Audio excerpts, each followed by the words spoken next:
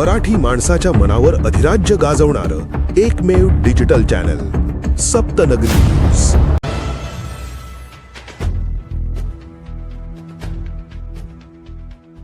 आदिवासी विकास विभागाच्या विरुद्ध आदिवासी विद्यार्थ्यांचे आंदोलन सुरू आहेत। खास करून पुणे, नाशिक, नागपूर असे विभागीय ठिकाणी हे आंदोलन सुरू आहेत।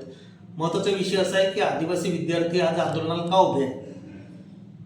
यापूर्वी असे आंदोलन होत नव्हते का? होत होते, परंतु सरकार ते ऐकत होतं। आता महाराष्ट्र सरकार जे भाजप आणि खास करून मुख्यमंत्री फडणवीस साहेबांचं सरकार आहे, याच्यामधले आदिवासी मंत्री आहेत, हे आदिवासी विद्यार्थ्यांशी संवादच साधायला तयार नाहीत।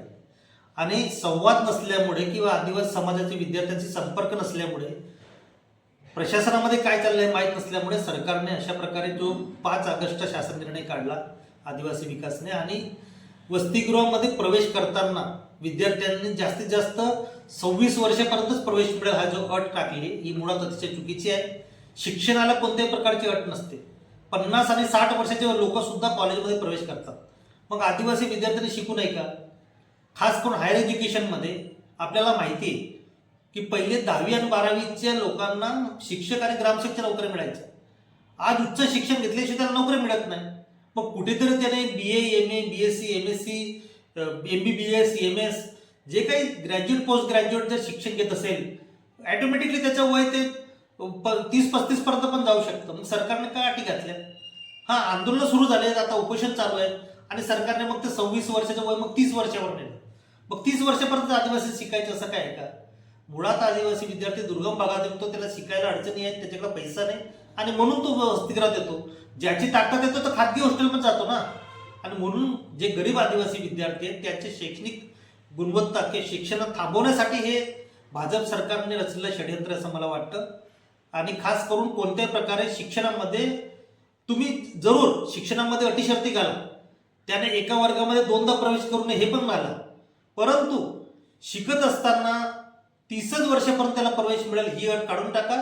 बिलकुल वयाची अट ठेवू नका, ही लोकांची मागणी आहे विद्यार्थ्यांची, ज्याला सरकारने या ठिकाणी सकारात्मक प्रतिसाद दिला पाहिजे, मुख्यमंत्र्यांनी नोंद घेतली पाहिजे। वसतिगृहांचे जे प्रश्न आहेत त्याच्यामध्ये जे आंदोलन सुरू आहे त्याच्यातले जसं वसतिगृहातल्या प्रवेशाची अट जी आहे, वयाची अट, तो एक महत्त्वाचा मुद्दा आहे। तसंच त्याच्यामध्ये दुसरे पण काही मुद्दे आहेत, त्या GR मध्ये असे काही नोंदी आहेत, जसं ऑनलाईन प्रवेश घे, ऑनलाईन प्रवेशामध्ये त्यांनी बोनाफाईडची अट टाकली। मला सांगायचे सरकारला, ज्यावेळेस नीट, JEE, CET सारख्या परीक्षा असतात तर विद्यार्थ्याला कुठे प्रवेश मिळेल माहीत नसतं। मग तुम्ही बोनाफाईड हॉस्टेलला का कंपल्सन करतायत? अर्ज करताना तुम्ही प्लेन घ्या ना, ऑफलाईन ऑनलाईन दोन्ही ठेवा, लक्षात। नंतर तो प्रवेश मिळाल्यावर तो बोनाफाईड देईल ना तुम्हाला। तर ही सुद्धा बोनाफाईडची अट काढली पाहिजे, आणि ऑफलाईन सुद्धा प्रवेश अर्जाची स्वीकारणा घेतली झाली पाहिजे। ऑनलाईनचा हट्ट तुम्ही पारदर्शकतेचं नाव घेतात व तुम्हाला शिक्षणापासून वंचित करायचं आहे का मुलांना? हे महत्त्वाचं पार्ट याच्यामध्ये आहे। म्हणून माझं म्हणणं आहे की प्रवेश करताना ऑनलाईनची अट काढून टाका, ऑफलाईन पण द्या, बोनाफाईडची अट काढून टाका।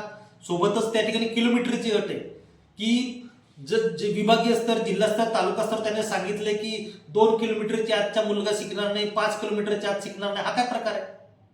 जर एखादा तालुका लेवलला, आता बघा तुम्हाला सांगतो, जे शहरी भागातला टच आदिवासी जे गाव आहेत त्यांना ही अडचण आहे, तिथे शिक्षणाचं प्रमाण कमी आहे। जसं आता नंदुरबार जिल्ह्यात घेतो, नंदुरबार, शहादा, तळोदा जे शहर आहेत, त्या शहरामध्ये आदिवासीचे शिक्षणाचं प्रमाण कमी आहे। तुम्ही अट टाकला की यांना हॉस्टेलला प्रवेश मिळणार नाही, म्हणजे काय? चुकीचं येते। तुम्ही गुणवत्तेची कॉम्पिटिशन घ्या ना। हा, तुम्ही आर्थिक उत्पन्नाची अट टाकता ते ठीक आहे, परंतु मुळात जो गरजू विद्यार्थी आहे, उच्च शिक्षणामध्ये आज येत नाही आदिवासी विद्यार्थी, आजही नोकऱ्यांमध्ये आदिवासींच्या मोठ्या बरोबर रिक्त जागा आहेत का? कारण योग्य त्या फॅकल्ट्यांमध्ये विद्यार्थी येत नाहीत। आणि जर असं करावं, MBBS, इंजिनिअरिंग, उच्च शिक्षणामध्ये जर मुलं अर्ज न करता पण येत असतील तरी माझं म्हणणं आहे हॉस्टेलला सरकारने प्रवेश दिला पाहिजे।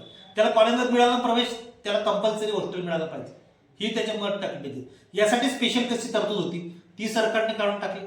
मध्यंतरीचा वर्ग, एखादा मुलगा नापास होतो मग त्याला प्रवेश मिळत नाही, ही पण अट काढली पाहिजे।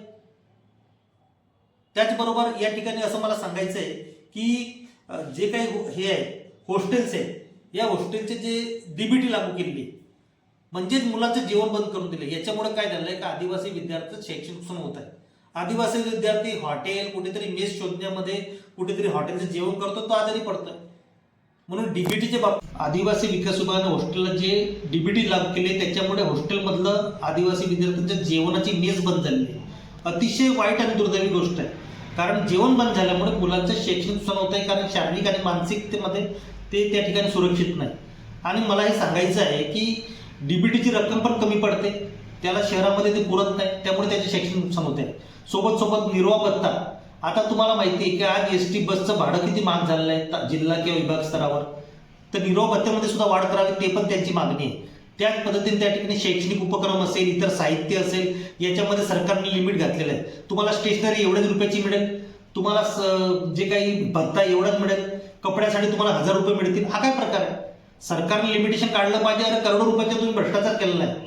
आज आदिवासी विकास विभागात तुम्ही हजारो कोटीचे रस्ते दिले, ते सर्व पेंडिंग आहेत, त्याचे तुमचे 1000 रुपये त्या ठिकाणी ठेकेदारांची पेंडिंग आहे, त्याच्यामध्ये रस्त्यांमध्ये मोठा भ्रष्टाचार आहे. आणि आदिवासीचे शिक्षण आहे, आश्रमशाळा आहे, इथं का बरं तुम्ही पैशाची त्या ठिकाणी कंजूशी करतायत?